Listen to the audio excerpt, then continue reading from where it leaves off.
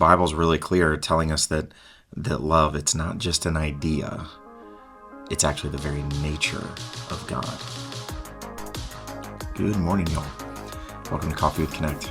We get together on Tuesdays and Thursdays at 9:30 and we get into God's Word together. We have our coffee together, and my mug today is actually my son's mug, Gavin, my oldest.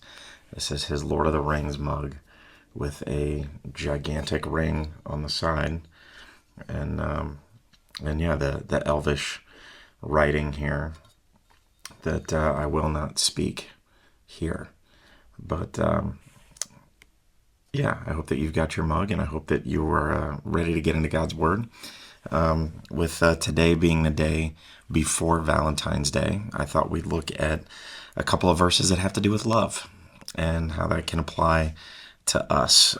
So we're going to pray, read, think, write, do. I hope that you have prayed and asked the Lord to just show you something today as we look in 1 John chapter 4, verses 7 through 8. So 1 John chapter 4, verses 7 through 8, I'm in the NIV. Here's what it says. Dear friends, let us love one another, for love comes from God. Everyone who loves has been born of God and knows God. Whoever does not love does not know God, because God is love. Yeah, that's interesting, right? Whoever does not love does not know God, because God is love. That word, it's one of the most talked about words in the world. It's thrown around all the time.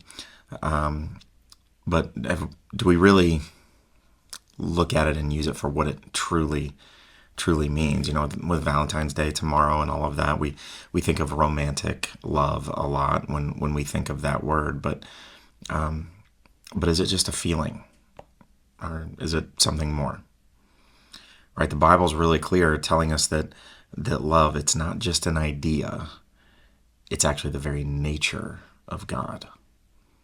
I think the best definition of love that I've ever heard is to protect and provide. Just those four words, to protect and provide. And when you think about the fact that love is the very nature of God, and that's how you define it, it just makes sense, doesn't it?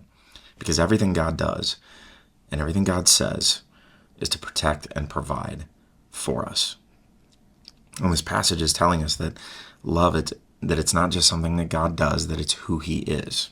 That's what we mean by it's the very nature of God. That every act of true love originates from Him, meaning when we are loving others, that we're reflecting the character of God. But John's also giving us a challenge here, right? That if we truly know God, that love should really be a defining mark in our life.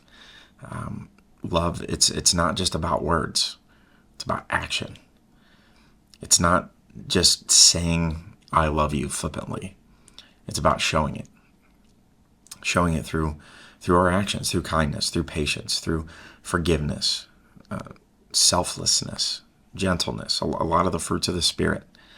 But the tough part is that love that comes from God, it's not based on how others treat us.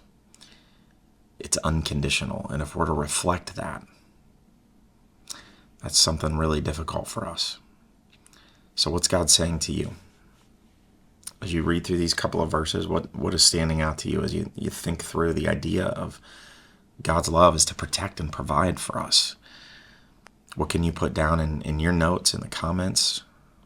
And then what do we do with this? Well, your action step, I think, is pretty self-explanatory. Let's find an intentional way to show God's love. Let's find an intentional way to show God's love today.